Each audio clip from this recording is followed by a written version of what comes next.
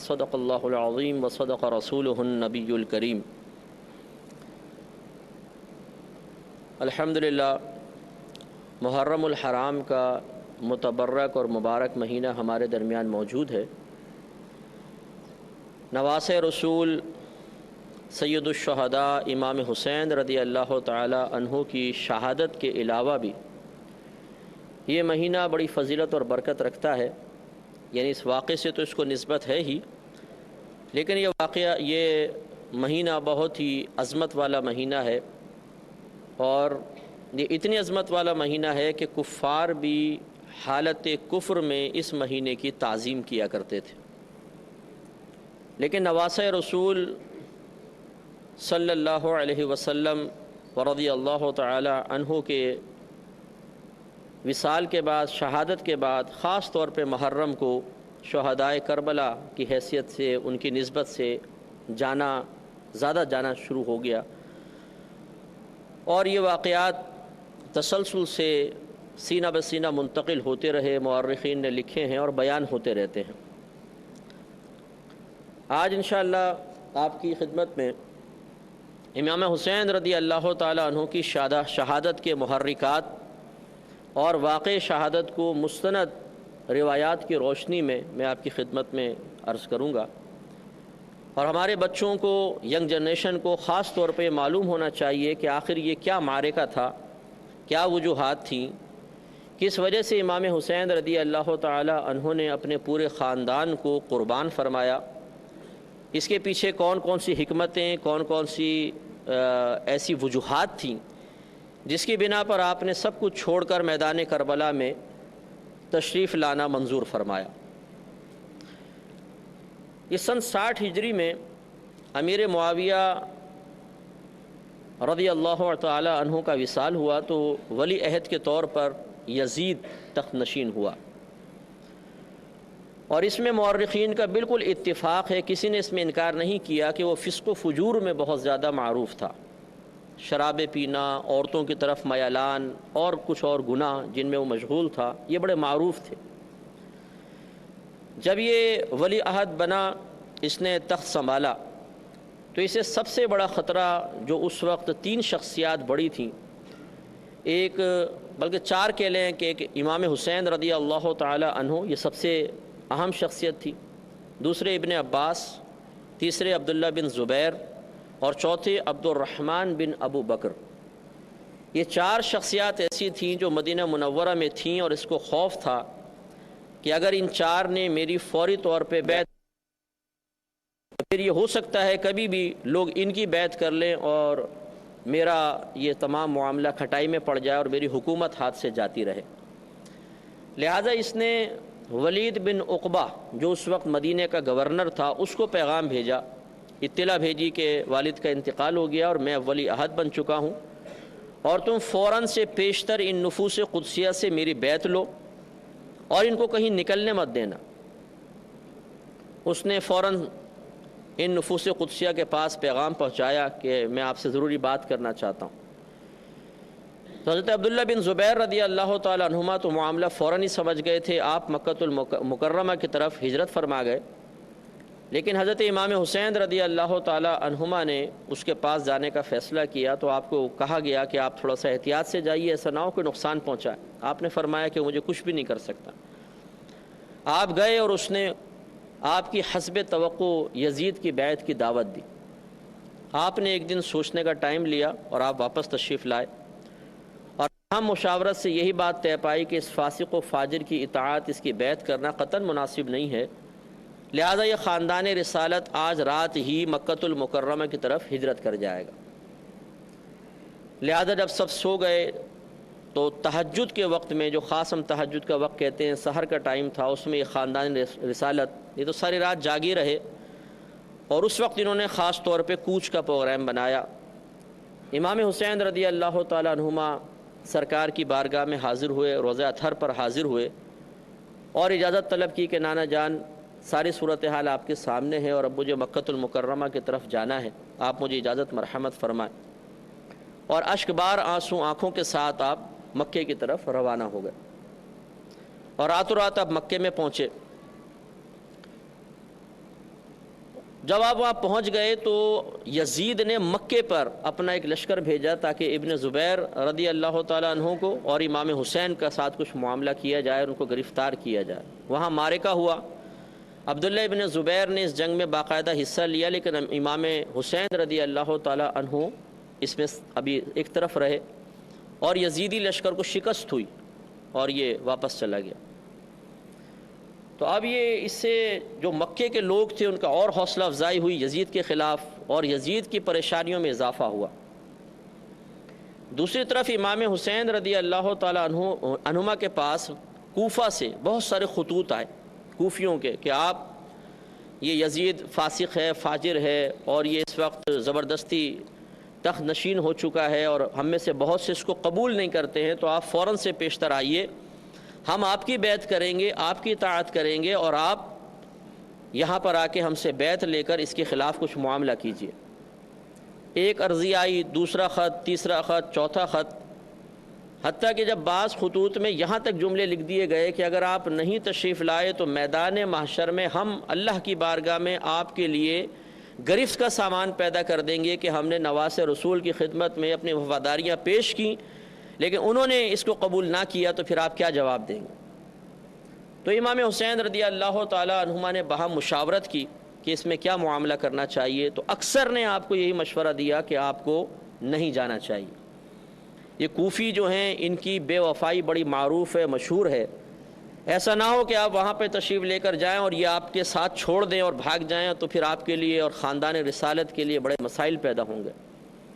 بعض نے کہا اگر آپ جانا ہی چاہتے ہیں تو عورتوں بچوں کو نہ لے کر جائیں، آپ چلے جائیں، چند رفقا کو ساتھ لیں اور آپ جا کر وہاں پہ دیکھیں، بات چیت کر لیں۔ امام حسین رضی اللہ تعالی عنہما نے جو فیصلہ کیا تھا کہ مجھے جانا چاہیے، اس میں ایک تو یہی تھا کہ آپ کے دل میں خوف خدا تھا کہ اگر میں نہ جاؤں اور میدان معاشر میں میرے نانا جان مجھ سے یہ کہیں کہ جب میری امت مشکل میں تھی ایک فاسق و فاجر شخص ان پر مسلط تھا اور لوگ اس سے نجات بھی چاہتے تھے اور آپ کو پکارا گیا تو آپ نے کیوں مدد نہیں کی؟ تو اس لیے یہ خوف اتنا آپ کے دل میں جاں گزی ہو گیا کہ آپ نے جانے کا فیصلہ کیا، لیکن جب سمجھایا گیا تو آپ نے اپنے چچا زاد بھائی مسلم بن عقیل رضی اللہ تعالی عنہ سے کہا کہ آپ ایسا کریں کہ پہلے جائیں اور کوفیوں سے میرے نام پر بیعت لیں، یعنی میرے وکیل بن کر جائیں، اور پھر مجھے آپ بتائیے گا کہ واقعی وہ آپ کا ساتھ دے رہے ہیں اور یزید کے خلاف وہ کھڑے ہونے کے لیے تیار ہوں گے تو میں آتا ہوں، ورنہ پھر میں ٹھیک ہے رک جاؤں گا۔ مسلم بن عقیل یقیناً لڑنے تو گئے نہیں تھے، تو آپ ایک دو رفقا کے ساتھ اور اپنے دو بیٹوں کے ساتھ جو چھوٹے چھوٹے ہی تھے، ایک محمد تھے، ایک ابراہیم، بعض نے کہا عبداللہ ابراہیم تھے، انہیں لے کر آپ کوفہ چلے گئے۔ جب آپ کوفہ پہنچے اور آپ نے حضرت امام حسین رضی اللہ تعالی عنہما کا خط دکھایا کہ مجھے انہوں نے بھیجا ہے، تو واقعی بڑا جوش تھا، اور پہلے ہی دن تقریباً 14,000 لوگوں نے آپ کے ہاتھ پر بیعت کی۔ جب یہ صورتحال دیکھی تو امام مسلم بہت خوش ہوئے اور آپ نے فوراً ایک لیٹر لکھوایا اور امام حسین رضی اللہ تعالیٰ عنہ کو بھجوایا کہ آپ فوراً سے پیشتر یہاں پر آئیے، حالات بہت سازگار ہیں اور لوگ آپ کے ساتھ بالکل لڑنے کے لیے، مرنے کے لیے، جانیں قربان کرنے کے لیے تیار ہیں، تو آپ بالکل دیر نہ کریں۔ یہاں یہ خط روانہ ہوا تو اس وقت یہ کوفے کے گورنر تھے نعمان بن بشیر رضی اللہ تعالیٰ عنہ، یہ صحابی تھے اور اہل بیت سے بہت زیادہ محبت اور پیار فرماتے تھے۔ آپ نے جب مسلم بن عقیل کو بیعت کرتے ہوئے دیکھا تو تھے تو یہ یزید کی طرف سے گورنر، لیکن صحابی تھے، اہل بیت سے محبت فرماتے تھے، تو آپ نے کوئی تعارض نہ فرمایا، ان کو روکا نہیں۔ تو جو یزید کے وفادار تھے وہاں پر، انہوں نے نعمان بن بشیر رضی اللہ تعالیٰ عنہ کی شکایت فوراً یزید کے دربار تک پہنچائی کہ یہ تو روک ہی نہیں رہے ہیں، اور اگر اسی طریقے سے تیزی کے ساتھ لوگ امام حسین رضی اللہ تعالیٰ عنہ کی بیعت کرتے رہے تو ایک وقت ایسا آئے گا کہ تیرا ساتھ دینے والا ایک بھی کوفے میں نہیں ہوگا۔ تو یزید نے فوراً عبداللہ بن زیاد کو، جو ابن زیاد کے نام سے معروف ہے اور بڑا ہی فاسق و فاجر اور اہل بیت سے بہت بغض اور دشمنی رکھنے والا شخص تھا، اور اس وقت یہ بصرہ کا حاکم تھا، اسے آفر کی کہ اگر تو جا کر اس فتنے کو دبائے تو میں تجھے کوفے کی گورنری بھی دے دوں گا، بصرہ کا بھی حاکم رہے اور کوفے کا بھی رہے، لیکن جا کے اس فتنے کو دبا دے۔ اس نے فوراً اپنے بھائی کو اپنا وکیل بنایا، اپنا نائب بنا کے وہاں چھوڑا، اور فوراً وہ راتوں رات کوفہ پہنچ گیا، اور اس نے امام حسین رضی اللہ تعالیٰ عنہ کی محبت جاننے کے لیے طریقہ یہ اختیار کیا کہ بالکل ایسا لباس پہنا جیسے عربوں کا ہوتا ہے، حجازی لوگ پہنتے ہیں۔ یہ مکہ مکرمہ اور مدینہ منورہ کے رہنے والوں کو اہل حجاز کہا جاتا ہے، تو حجازی لباس میں اندر داخل ہوا اور کپڑا اس طرح آگے ڈال لیا اور شہر کے اندر رات میں داخل ہوا۔ اب چونکہ کوفی لوگ انتظار کر رہے تھے کہ شاید ابن رسول امام حسین رضی اللہ تعالیٰ عنہ تشریف لانے والے ہیں اور یہی امام حسین ہیں، تو ان سب نے اس کے فوراً ہاتھ چومنے شروع کر دیے، اس کا والہانہ استقبال کرنا شروع کر دیا، اور اس نے بھی بتایا نہیں کہ میں کون ہوں، بس منہ ڈھک کے رکھا، رات میں آیا تھا، اندھیرے ہوتے تھے گلیوں کے اندر، اتنی روشنی نہیں تھی، تو وہ اس کا استقبال والہانہ کرتے رہے، اور دلی دل میں یہ خیال لاتا رہا کہ یقیناً امام حسین کی ایک پاور یہاں بن چکی ہے۔ حتیٰ کہ یہ چلتا چلتا نعمان بن بشیر رضی اللہ تعالیٰ عنہ کے محل کے پاس پہنچا، تو نعمان بن بشیر رضی اللہ تعالیٰ عنہ نے بھی سمجھا کہ امام حسین ہی ہیں، تو انہوں نے دروازہ اندر سے بند کیا اور اوپر سے کھڑے ہو کر کہا کہ اے ابن رسول، میری محبت آپ کے ساتھ ہے، میں اہل بیت سے محبت کرتا ہوں، لیکن میں کوفیوں کو جانتا ہوں، اگر آپ یہاں قیام فرمائیں گے تو کوئی بعید نہیں کہ کچھ دیر بعد ہی آپ کا ساتھ چھوڑ دے، تو آپ کے لیے نقصان کا باعث ہوگا، تو میرا مشورہ یہ ہے کہ آپ فوراً واپس سے لے جائیں۔ اب نیچے ابن زیاد اس نے کپڑا ہٹا دیا اور کہا کہ دروازہ کھولو فوراً، مجھے یزید نے بھیجا۔ یزید کا لیٹر دکھایا، نعمان بن بشیر رضی اللہ تعالیٰ عنہ کو فوراً معزول کیا، اور اس نے فوراً مسلم بن عقیل رضی اللہ تعالیٰ عنہ کی گرفتاری کے وارنٹ جاری کر دی۔ مسلم بن عقیل رضی اللہ تعالیٰ عنہ ایک امیر شخص تھے، ہانی ان کا نام تھا، ان کے ہاں ٹھہرے ہوئے، ہانی بن عروہ ان کے ہاں ٹھہرے ہوئے تھے، تو اس نے کسی بڑی ترکیب کے ساتھ، کیونکہ وقت بھی کم ہے تو میں قلیل تھوڑا سا واقعہ کر کے عرض کرتا ہوں، کہ کسی طریقے سے اس نے تصدیق کروائی کہ واقعی مسلم بن عقیل وہاں ہیں، اور پھر اس نے اپنے آدمی بھیج کر آپ کو گرفتار کروایا۔ ویسے تو آپ گرفتار نہ ہوئے، جب یزیدی آئے تو آپ نے بڑا مقابلہ کیا، تو اس نے دوسری چال یہ چلی کہ یہ پیغام بھجوایا کہ اگر آپ میرے ساتھ بیٹھ کر آرام سے گفتگو کریں گے تو اس سے کوئی نہ کوئی حل نکل آئے گا، تو آپ ہم سے جنگ نہ کریں، کیونکہ خاندان رسالت سے مقابلہ کرنا یہ عام لوگوں کے بس کی بات نہیں تھی۔ وہ ایسے خاندان کے تربیت یافتہ تھے کہ جو ان کے سامنے آتا تھا دشمن تو اس کو ایسے کاٹ کے رکھ دیتے تھے جیسے گاجر اور مولی کو کاٹ دیتے۔ مسلم بن عقیل رضی اللہ تعالیٰ عنہ چونکہ ایک مومن ہے، اور مومن بڑا سادہ لو ہوتا ہے، سادہ دل والا ہوتا ہے، آپ نے اس کے پیغام کو امن کا پیغام سمجھتے ہوئے قبول فرمایا اور آپ تشریف لے گئے، اور جانے سے پہلے اپنے دونوں بچوں کو وہاں کے قاضی تھے، قاضی شرح، ان کے پاس رکھوا دیا اور آپ تشریف لے گئے۔ اس نے اپنے محل کے دروازوں کے پیچھے آدمی کھڑے کیے ہوئے تھے، جیسے ہی آپ داخل ہوئے انہوں نے اچانک وار کیا اور مسلم بن عقیل رضی اللہ تعالیٰ عنہ کو شہید کر دیا۔ گلشن فاطمہ کے تھے سارے گلاب ریت پر۔ اہل بیت اور درود پاک۔ حضرت ابو حمید سعدی رضی اللہ عنہ بیان کرتے ہیں کہ صحابہ کرام نے عرض کی، یا رسول اللہ صلی اللہ علیہ وآلہ وسلم، ہم آپ پر درود کیسے بھیجیں؟ تو آپ صلی اللہ علیہ وآلہ وسلم نے ارشاد فرمایا، یوں کہو، اے اللہ درود بھیج محمد صلی اللہ علیہ وآلہ وسلم اور آپ کی ازواج مطہرات اور آپ کی ذریت طاہرہ پر، جیسا کہ تو نے درود بھیجا حضرت ابراہیم علیہ السلام کی آل پر، اور برکت عطا فرما محمد صلی اللہ علیہ وآلہ وسلم کو اور آپ کی ازواج مطہرات کو اور آپ کی ذریت۔ بے دردی سے ان کی گردنیں کاٹ دی گئی۔ اور یہ روایت میں آتا ہے کہ جب حضرت مسلم بن عقیل رضی اللہ تعالیٰ عنہ اس کے ابن زیاد سے ملنے کے لیے جا رہے تھے، اس وقت ایک روایت کے مطابق کم و بیش 40,000 کوفیوں نے آپ سے بیعت کر لی تھی، 40,000 نے۔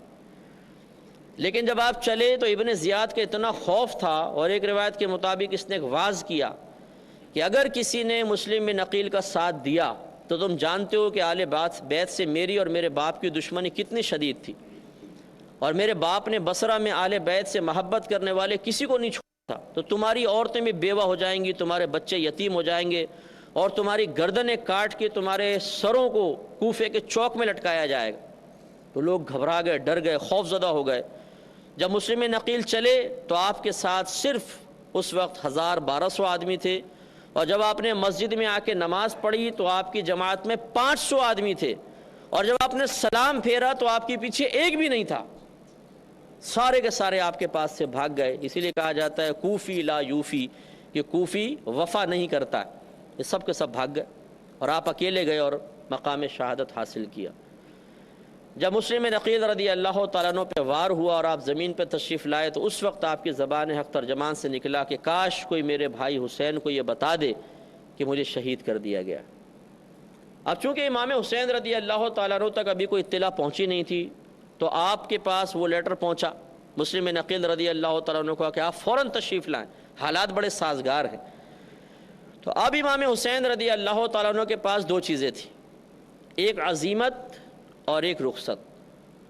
عزیمت کا مطلب تو یہ ہے، پہلے رخصت کا سمجھ لیں کہ بعض اوقات شرعی احکام اللہ تعالیٰ کی طرف سے بندوں کی طرف متوجہ ہوتے ہیں، لیکن اس میں رعایت کا پہلو ہوتا ہے، نرمی کا پہلو ہوتا ہے۔ اگر آدمی چاہے تو اس نرمی کو اختیار کر لے اور اس شرعی حکم سے وقتی طور پہ پیچھے ہو جائے، اس کو رخصت کہتے ہیں۔ جیسے کوئی شخص ہے کھڑے ہو کر نماز پڑھنے میں درد ہوتا ہے تو اجازت دے دی گئی بیٹھ کے پڑھ لو۔ اب اگر وہ بیٹھ کے نہ پڑھے کہ میں کھڑو کر پڑھوں گا تو ہم کہیں گے یہ عزیمت پر عمل ہے، اور اگر وہ بیٹھ کے پڑھ لے تو کہا جائے گا یہ رخصت پر عمل ہے۔ امام حسین رضی اللہ تعالیٰ عنہ کے پاس دو راستے تھے، ایک عزیمت کا جو مشقت والا تھا، آپ اگر نکلتے جا کے یزید سے مقابلہ بھی ہوتا، جنگ بھی ہوتی، سب کچھ ہوتا،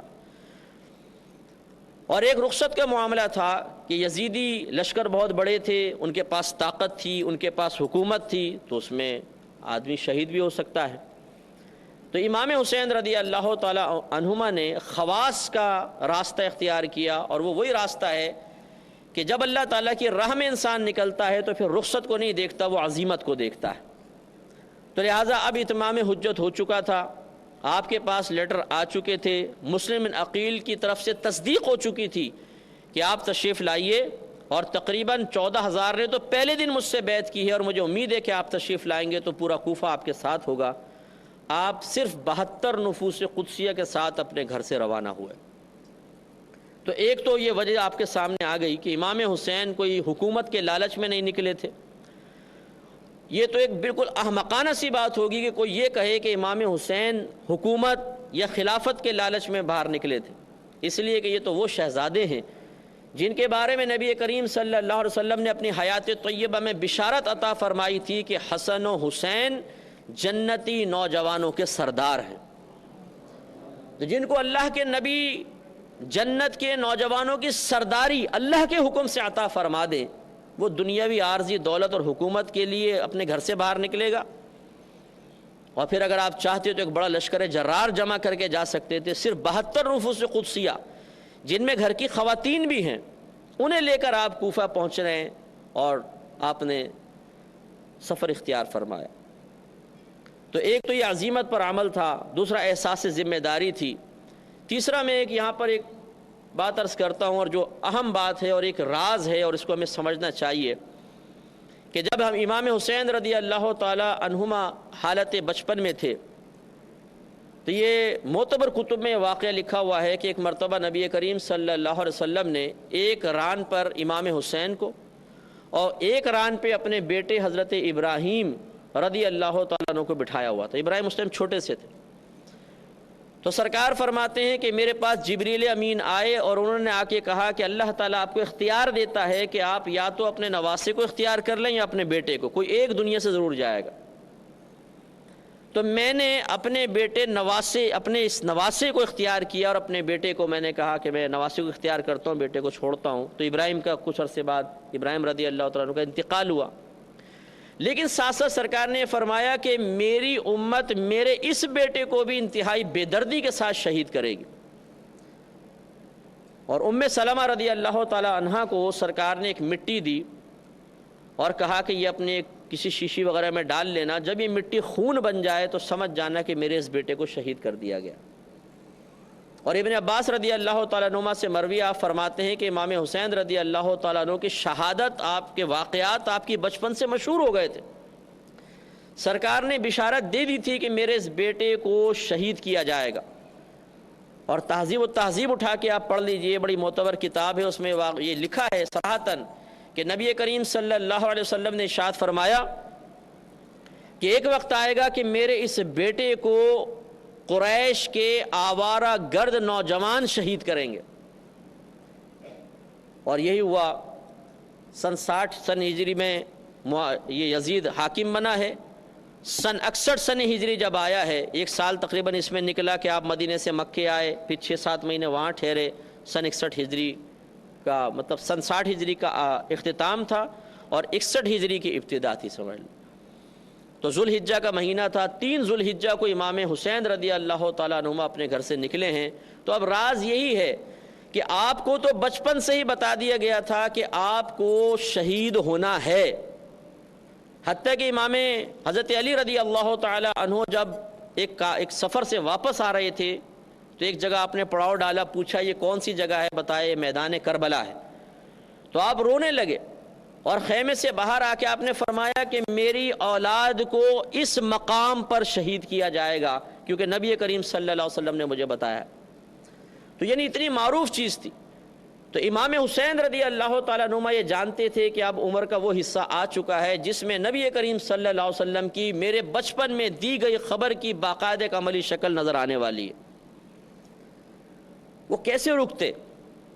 اور پھر آپ دیکھیے کہ اگر روکنا ہی مقصود ہوتا تو اللہ تعالیٰ کے نبی اللہ کی بارگاہ میں دعا کرتے کہ یا رب کریم اس کی شہادت کا معاملہ ختم فرما دے، میرے بچے کو کوئی بے دردی سے شہید نہ کرے. حضرت علی رضی اللہ تعالیٰ عنہ دعا کر دیتے کہ اللہ تعالیٰ میرے بچے کو شہادت اس طرح بے دردی سے نہ مارا جائے. بی بی فاطمہ رضی اللہ تعالیٰ عنہ دعا کرتی لیکن کسی نے دعا نہیں کی، اس لیے کہ وہ خاندان رسالت اللہ کی رضا پر راضی تھا کہ اگر اللہ کا ازلی فیصلہ ہی یہ ہے کہ ہمارا خاندان میدان کربلا میں اپنی جانیں قربان کر کے قیامت تک کے لیے ایک عظیم دین کے لیے قربانی کی مثال پیش کرنے کے لیے منتخب ہو چکا ہے تو ہم کون ہوتے ہیں دعا کرنے والے. ٹھیک ہے.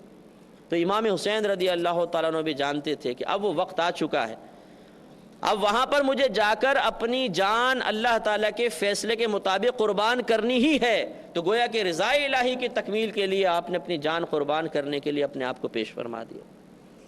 آپ راستے میں جا رہے تھے تو اطلاع مل گئی کہ مسلم بن عقیل رضی اللہ تعالیٰ عنہ کو شہید کر دیا گیا. آپ تھوڑا سا اور آگے گئے تو یزید نے حر رضی اللہ تعالیٰ عنہ جو پہلے تو دشمن تھے بعد میں دوست بنے، ان کو 10,000 کے لشکر کے ساتھ بھیجا، بلکہ یہ بھیجا ابن زیاد نے اور کہا کہ فوراً گرفتار کرو ان کو میرے پاس لے کر آؤ.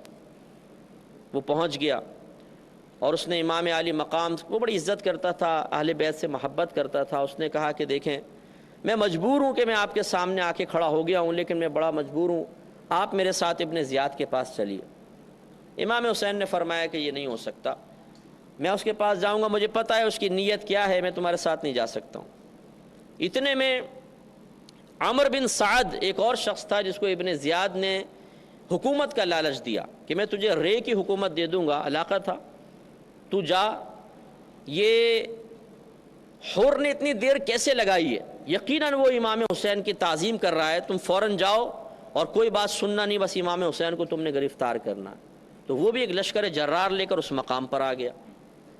تو امام حسین رضی اللہ تعالی عنہما نے پھر سوچنے کا وقت مانگا اور آپ نے ایک میدان میں خیمے قائم فرمائے. اور جب وہاں پہ لوگوں سے معلوم کیا کہ یہ کون سا مقام ہے تو انہوں نے کہا کہ یہ میدان کربلا ہے.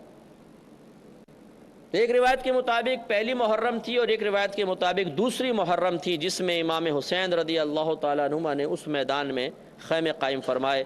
لیکن یہ تاریخ گواہ ہے کہ جب آپ کو یہ پتہ چلا یہ میدان کربلا ہے تو آپ نے فرمایا پس ہمارے شہادت گاہ بھی یہی ہے. اس رات آپ نے اپنے رفقا سے فرمایا کہ اگر تم چاہو تو چلے جاؤ، مجھے ان کے تیور خطرناک نظر آ رہے ہیں، تو ایسا نہ ہو کہ یہ حملہ کریں اور تم سب اس میں کام آ جاؤ. ان کی دشمنی میرے ساتھ ہے، میں یہاں پہ ٹھہرتا ہوں. لیکن سب خاندان والوں نے کہا یہ کیسے ہو سکتا ہے کہ ہم آپ کا ساتھ چھوڑ کے چلے جائیں، ہم آپ کے لیے جانیں قربان کر دیں گے. اسی تمام پس و پیش کے اندر تقریباً 7 دن مزید گزرے اور 9 محرم الحرام کا دن آیا. 9 محرم الحرام اسی بات چیت میں گفتگو میں. تو جب یہ اتنا لمبا عرصہ گزرا تو پھر اور ان کو تشویش ہوئی. ابن زیاد وغیرہ کو انہوں نے مزید لشکر بھیجا اور شمر ایک کمبخت تھا بہت، وہ بھی اس لشکر میں موجود تھا.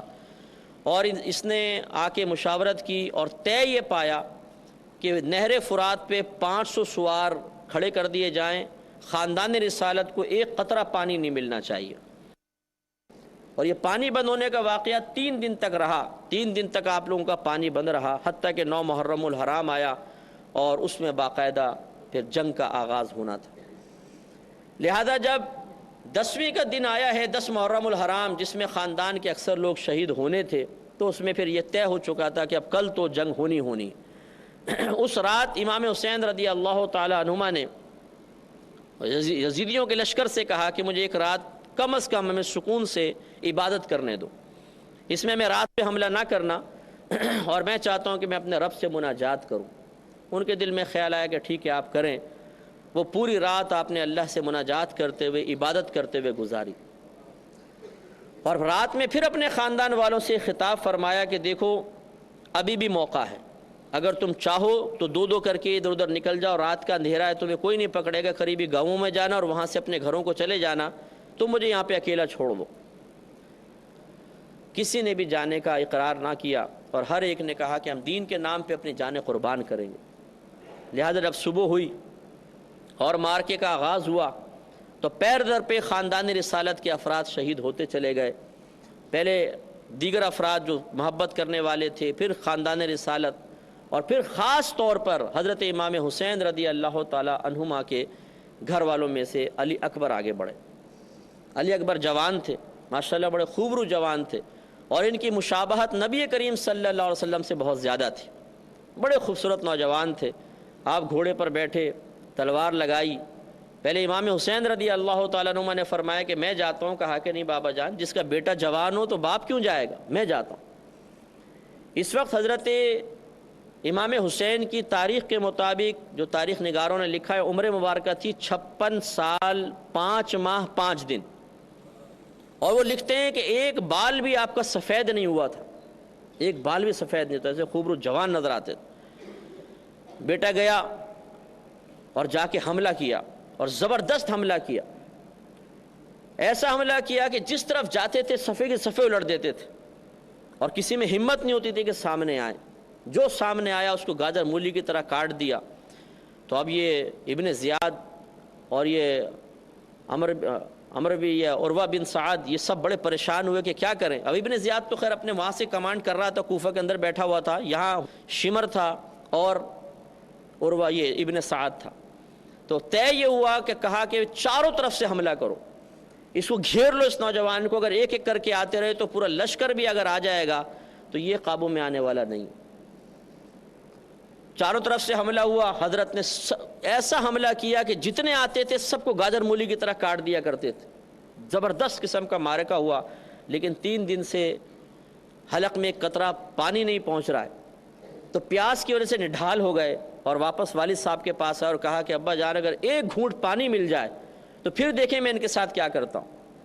تو امام حسین رضی اللہ تعالی عنہما نے ایک روایت کے مطابق اپنی انگوٹھی ان کے منہ میں رکھی تو سیرابی آ گئی، اور ایک روایت کے مطابق اپنی سوکھی زبان ان کے منہ میں رکھی تو ان کو تراوٹ حاصل ہو گئی.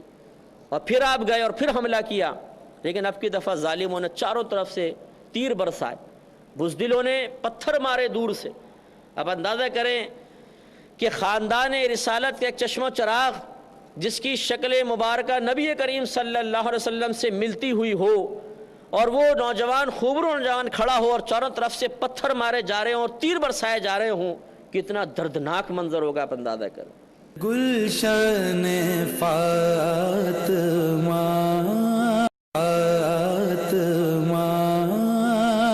کے تھے سارے گلاب ریت پر. اگر کوئی پاگل کو بھی پتھر مار رہا ہوتا ہے تو ہمارا دل پسیج جاتا ہے اور ہم کہتے ہیں یار ایسا نہ کرو، بیچارے کیوں مار رہے ہو، اس کے ٹانگ دیکھو لنگڑا کے چل رہا ہے. اور یہاں پر آل رسول پہ حملہ کیا جا رہا ہے، کوئی پتھر یہاں آ کے لگتا ہوگا، کوئی ناک پہ آ کے لگتا ہوگا، کوئی ہونٹوں پہ لگتا ہوگا، کوئی کندھے پہ لگتا ہوگا، کوئی سینے پہ آ کے لگتا ہوگا۔ آپ اندازہ کریں کہ بغض، کینہ اور بدبختی کا عالم کیا تھا کہ ان کے ہاتھ رک نہیں رہے تھے، حتیٰ کہ شہزادے زمین پہ تشریف لے آئے اور ان ظالموں نے آگے بڑھ کے تلواروں کے ایسے وار کیے کہ جسم کو چھلنی چھلنی کر دیا، اور آپ کی زبان سے یا ابتاہ نکلا، اے میرے والد۔ حضرت امام حسین رضی اللہ تعالیٰ عنہ آگے بڑھے۔ اچھا، اور وہاں پہ میدان میں فقہاء نے لکھا ہے، مفسرین نے لکھا کہ گرد اتنی تھی کہ امام حسین کے آگے اتنی گرد چھا گئی تھی کہ پتہ نہیں چل رہا تھا آگے کیا ہو رہا ہے۔ اب جب بیٹے کی پکار سنی تو پھر آپ آگے بڑھے، اور جو دو چار قریب تھے ان کے سر قلم کیے اور بیٹے کو اٹھا کر، جوان بیٹے کو خیمے تک لے کر آئے۔ آپ اندازہ کریں کہ ایک چھوٹا سا بچہ اگر گھر میں پیدا ہو کے مر جائے تو کتنا صدمہ اور افسوس ہوتا ہے۔ اگر لڑکا ہو تو اور زیادہ ہوتا ہے، حالانکہ بچی بھی بہت پیاری ہوتی ہے، کہ لڑکا مرے تو۔ اور ایک بیٹا جس کو 18-19 سال تک جوان کیا ہو، بالکل جوان بیٹا، اور اسے سے بے دردی کے ساتھ شہید کیا گیا ہو کہ یہاں زخم، ادھر زخم، کوئی جسم کا حصہ نہ چھوڑا ہو کہ جہاں زخم نہ ہو گئے ہوں، تو اس باپ کے دل کے درد کا عالم کیا ہوگا۔ لہذا مورخین نے لکھا ہے کہ جب آپ اس کو لے کر آئے ایک بھی بال سفید نہیں تھا، لیکن اتنا صدمے سے نڈھال ہوئے کہ جب آپ ان کو لٹا کر انہوں نے دم توڑا ہے آپ کے ہاتھ میں، اور اللہ کی رضا پر راضی رہتے ہوئے دم توڑا ہے، تو آپ کی داڑھی اور سر کے بال سفید ہو گئے تھے۔ اتنا صدمہ، اتنا غم تھا امام حسین رضی اللہ تعالیٰ عنہ کو۔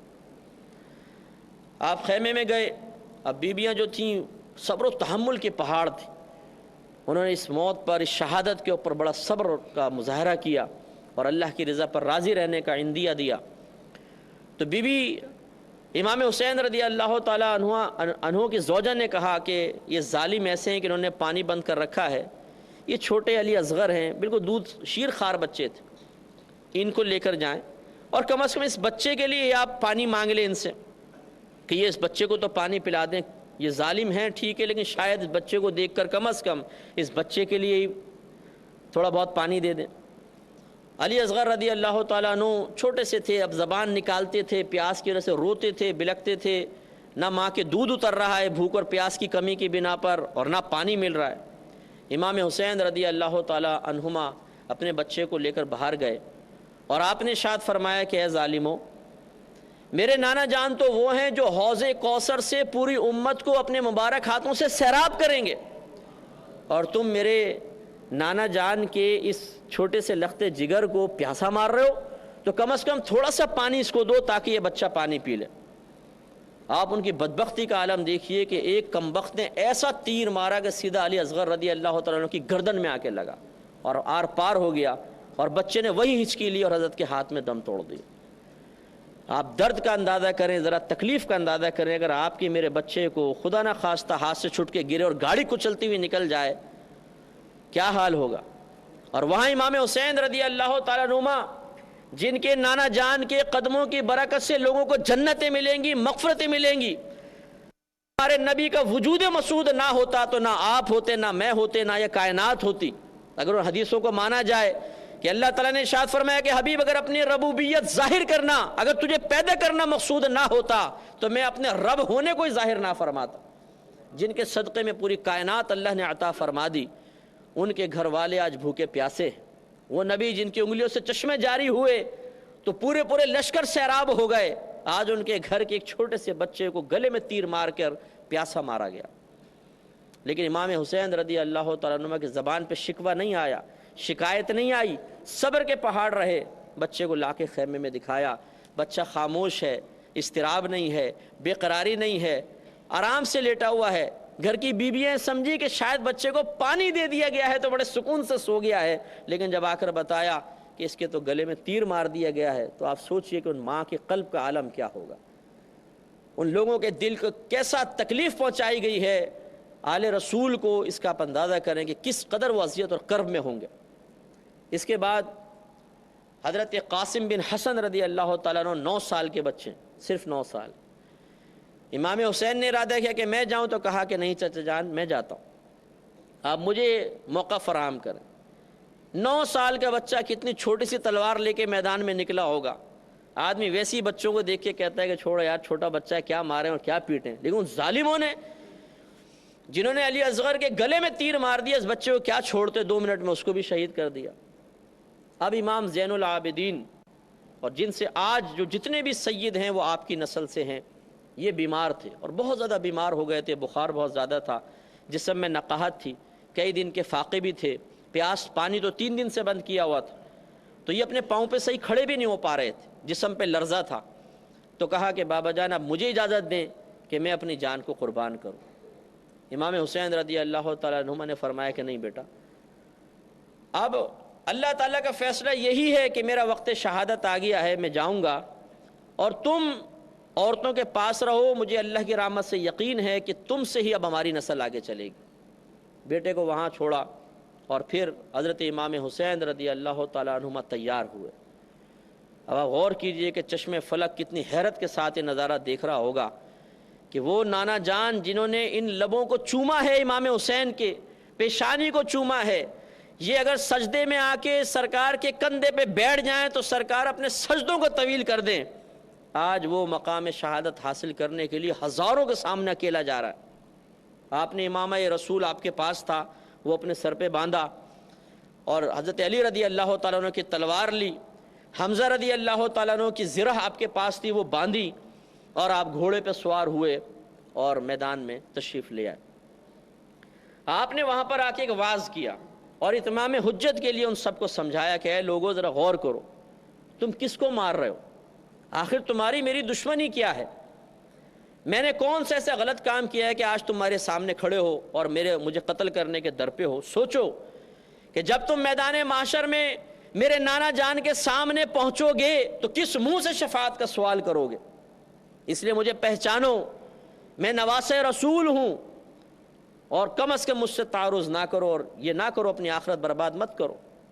لیکن وہ ایسے ظالم تھے، اتنے خبیث قسم کے لوگ تھے کہ انہوں نے کہا کہ لمبا وعظ و نصیحت نہ کریں، ہمیں آپ کا وعظ و نصیحت نہیں چاہیے، مقابلہ ہوگا۔ آپ کو میں نے بتایا تھا کہ حر بھی ان کے ساتھ تھا۔ جب یہ امام حسین رضی اللہ تعالیٰ عنہما کی شہادت کا وقت آیا، اس سے کچھ عرصے پہلے، یعنی کچھ ٹائم وقت پہلے، یہ اس طرف آیا۔ اب دیکھیں، جس کو اللہ تعالیٰ کرم فرمائے، جس کو ہدایت عطا فرمائے، اس نے آ کر کہا کہ اے امام حسین، میں آپ سے معذرت چاہتا ہوں، اگر میں آپ کو جانے دیتا اور کچھ اور راستہ نکال لیتا تو شاید آج یہ صورتحال نہ آتی، اور مجھے بڑا افسوس ہے اور بہت صدمہ ہے کہ تمام معاملات ہو رہے ہیں، کیا میرے لیے بخشش اور نجات کا کوئی راستہ ہے؟ امام حسین رضی اللہ تعالیٰ عنہ نے فرمایا کہ اگر تو ان کا ساتھ چھوڑ دے اور ہمارا ساتھ دے تو میں تجھے اپنے نانا جان کی شفاعت کا وعدہ دیتا ہوں، اور انشاءاللہ اللہ تعالیٰ تیری بخشش و مغفرت کرے گا۔ اس نے اسی وقت حضرت امام حسین کی طرف سے ان لوگوں کو للکارا اور کہا کہ اے لوگوں، میں جہنم چھوڑ کے جنت کی طرف آ گیا ہوں، اور میں تمہیں بھی دعوت دیتا ہوں کہ ہمت کرو اور اس طرف آ جاؤ۔ لیکن بدبختی، وہ بھی لڑے اور وہ بھی شہید ہوئے۔ اب یہ آخری معرکہ تھا، امام حسین رضی اللہ تعالیٰ عنہ اکیلے ہیں، نواسہ رسول ہیں، جن کی فضیلت اور برکت کو نبی کریم صلی اللہ علیہ وسلم عرصہ دراز تک بیان کرتے رہے ہیں، لوگ جن کی بارگاہ میں آ کے دعائیں کر کے اپنی حاجات پوری کرتے رہے ہیں، اللہ کی بارگاہ سے انعامات حاصل کرتے رہے ہیں۔ آج امام حسین تنہا کھڑے ہیں، اور یہ سارے کمبخت بدبخت سامنے کھڑے ہیں، جنہوں نے عرضیاں دے دے کر، خط لکھ لکھ کر آپ کو بلایا، وہ بھی سامنے کھڑے ہیں، اور امام حسین نے یاد دلایا کہ تم نے مجھے خط نہیں لکھا تھا، تم نے نہیں لکھا تھا، تم نے نہیں لکھا تھا۔ وہ صاف انکاری ہو گیا، ہم نے کہاں لکھا تھا۔ ایک آگے بڑھا، اس نے کہا زیادہ واضح و نصیحت کرنے کی ضرورت نہیں، تم بہت بڑے بنتے ہو، اب دیکھنا ہم تمہیں کیسے پیاسا مارتے ہیں۔ آپ نے فرمایا اللہ تجھے پیاسا مارے۔ کہتے ہیں کہ ایسی امام حسین کی یہ زبان سے نکلنے والے الفاظ تھے کہ اس کو سخت پیاس محسوس ہوئی، وہ پیچھے ہٹا، اور وہ مشکے کی مشکے پانی پی جاتا تھا، لیکن اس کی پیاس نہیں بجھتی تھی، حتیٰ کہ ایسی پیاس کی حالت میں ایڑیاں رگڑ رگڑ کے مر گیا۔ ایک دوسرا آگے بڑھا، معذاللہ ثم معذاللہ، بدتمیز تو بہت تھے، کہنے لگا کہ ان قریب تم جہنم کی آگ میں جلو گے۔ امام حسین رضی اللہ تعالیٰ عنہ نے فرمایا کہ میں نہیں، انشاءاللہ تو جلے گا۔ تو امام حسین کے خاندان والوں نے خندق کھودی تھی جس میں آگ لگائی ہوئی تھی، جیسے آپ نے فرمایا تو اس کو گھوڑا بتکا اور اس کو اپنے اوپر سے پھینکا، وہ گرا، اس کا پاؤں زین میں پھنس گیا اور وہ تیزی سے چلتا ہوا اس خندق کے اوپر سے گزرا، یہ خندق کے اندر گیا، گھوڑا آگے نکل گیا اور جل کے اسی وقت ہلاک ہو گیا۔ تو مورخین نے لکھا ہے کہ اللہ تعالیٰ کی عطا سے امام حسین رضی اللہ تعالیٰ عنہما کو مستجاب الدعوات بنایا گیا تھا۔ اگر آپ چاہتے اور ایک بددعا دیتے پورا لشکر تباہ ہو جاتا، لیکن آپ جانتے تھے کہ اللہ تبارک و تعالیٰ نے اس میدان میں اس وقت میں میری شہادت لکھ دی ہے، تو پھر آپ نے اپنی شہادت کو ٹالنے کے لیے اور اس وقت سے باہر نکلنے کے لیے، اس مشکل سے باہر نکلنے کے لیے کوئی دعا نہیں کی اور اس لشکر کو تباہی کے لیے دعا نہ فرمائی۔ یہ اللہ کی رضا پر راضی رہنے کی ایک عظیم مثال ہے۔ اب وہی ہوا، پہلے ایک آیا اس کو مارا، دوسرا آیا اس کو مارا، تیسرا آیا اس کو مارا۔ خاندان رسالت کا شیر اکیلا ہزاروں کے سامنے کھڑا ہوا ہے، اور یہ عام بھیڑ بکریوں کے اندر اتنی طاقت اور ہمت نہیں ہے کہ خاندان رسالت کے شیر کو للکار سکے۔ اب ان بدبختوں نے کہا کہ بھئی ان کو تو حملہ کرنا اور ان کو زیر کرنا بڑا مشکل ہے، کیا کیا جائے؟ وہی طے پایا، پہلے چاروں طرف سے گھیر لو اور ان پہ وار کرو۔ چاروں طرف سے گھیرا گیا، حضرت گھوڑے پر ہیں، چاروں طرف سے گھیر لیا گیا۔ آپ وہ منظر ذرا ذہن میں لائیں کہ ہاتھوں میں بڑی بڑی تلواریں ہوں، آنکھوں میں نفرت کے جذبات ہوں، اور جسم پہ وار کر کے جسم کاٹنے کے لیے لوگ تیار ہوں۔ ایک عام آدمی ہو تو دہشت سے چیخنے لگ جائے گا، ہیبت کا عالم کیا ہوگا آپ سوچئے۔ ایک عام آدمی اکیلا اگر آپ کے سامنے چاقو لے کے آپ کو مارے تو آدمی کا مقابلہ کرنا بڑا مشکل ہو جاتا ہے۔ لیکن قربان جائیے امام حسین رضی اللہ تعالیٰ عنہ کی جرأت پر، شجاعت پر، بہادری پر، اور خاندان رسالت سے ملنے والے شجاعت کے اس فیض پر کہ آپ نے ان سے مقابلہ فرمایا اور ان کو سب کو تتر بتر کر دیا۔ طے یہی ہوا کہ ایسے قابو میں نہیں آئیں گے، ان پہ تیر برساؤ۔ دور سے کھڑے ہو کے کمبختوں نے چاروں طرف سے گھیر کے اتنے تیر مارے کہ جسم کا کوئی حصہ ایسا نہیں تھا جس میں تیر نہ لگا۔ اور حضرت گھوڑے سے زمین پہ تشریف لے آئے، بلڈ نکل رہا تھا، کوئی چہرے پہ لگا ہوا ہے، کوئی سینے پہ لگا ہوا ہے، کوئی ہاتھوں پہ تیر لگا ہوا ہے، عجیب صورت ہے۔ اور ان بدبختوں نے جیسی آپ تشریف لائے آگے بڑھ کے تلواروں سے وار کر کے آپ کو مکمل طور پہ شہید کر دیا۔ اور پھر ایک بدبخت نے آگے بڑھ کر ایک شمر کے بارے میں آتا ہے کہ شمر نے، اور ایک سنان بن انس کا نام آتا ہے کہ ان دونوں میں سے کسی ایک نے آگے بڑھ کر امام حسین کی گردن پہ ایسا وار کیا کہ سر مبارکہ علیحدہ کر دیا۔ اور یزید نے جو یہ حکم دیا اور ابن زیاد کو مقرر کیا، اس نے قیامت تک کے لیے اپنے چہرے کو سیاہ کر لیا، اور امام حسین رضی اللہ تعالیٰ عنہ نے اس دین کے لیے قربانی دیتے ہوئے ایک ظالم اور فاسق و فاجر کے سامنے سر اطاعت خم نہ کرتے ہوئے اپنے دین کو قیامت تک کے لیے زندہ کر لیا۔ تو الحمدللہ اس واقعے میں ہمارے لیے بڑا درس ہے، بہت نصیحت ہے۔ ہمیں صرف ان واقعات کے انداز سے ہی نہیں سننا چاہیے، اور صرف کسی کے بیان کرنے کے انداز پہ غور و تفکر کر کے اس کو اچھا یا اور کسی اور زاویے سے نہیں دیکھنا چاہیے کہ یہ جی اچھا بیان تھا، جی برا بیان تھا، جی بہت مزہ آیا، جی نہیں آیا، بلکہ اصل ہونا یہ چاہیے کہ ہم ان واقعات سے درس حاصل کریں۔ امام حسین رضی اللہ تعالیٰ عنہ اللہ کے دین کے لیے گھر سے نکلے، ہمیں بھی نکلنا چاہیے۔ آپ نے میدان میں جانے کے باوجود سامنے ظالم کھڑے ہیں، کبھی نماز قضا نہیں فرمائی، ہمیں بھی سوچنا چاہیے۔ آپ نے ہر مقام پہ سچ بولا، کبھی جھوٹ نہیں بولا، دھوکہ نہیں دیا، کسی طریقے سے بزدلی کا مظاہرہ نہیں کیا، ہمیں بھی اس کو اختیار کرنا چاہیے۔ اور آپ نے اپنے خاندان والوں کی قربانی خود دین کے لیے پیش کر کے قیامت تک کے لیے اپنے دین کو زندہ کیا، ہمیں بھی کم از کم کچھ قربانیاں اپنے دین کی خاطر دینی چاہیے۔ اللہ تعالیٰ سے دعا ہے کہ رب کریم اس واقعے سے درس حاصل کرتے ہوئے ہمیں بھی ان تمام اچھے نکات کو اپنانے، ان اچھی چیزوں کو اپنی زندگی پر عملی طور پہ نافذ کرنے کی توفیق عطا فرمائے۔ وآخر دعوانا ان الحمدللہ رب العالمین۔ گلشن فاطمہ کے تھے سارے